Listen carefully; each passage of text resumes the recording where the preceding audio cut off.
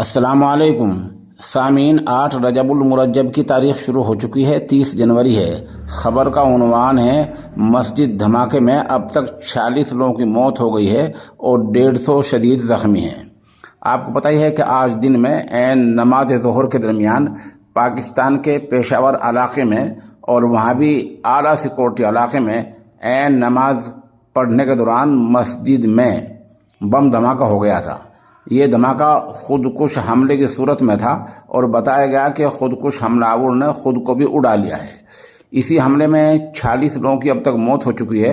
दोपहर ये इत्तला 25 की थी, लेकिन अब इत्तला रात के 8 बजने जा रहे हैं। 46 लोगों की इत्तला आ चुकी है और 150 ज़ख्मी हैं। इसमें जो बड़ी बात है वो ये है कि यहाँ नमाज में बहुत सारे पुलिस एहलकार और फौज के नौजवान भी नमाज में शामिल थे। ऐसी हालत में ये हमला हुआ है और जिसमें 46 लोगों की अब तक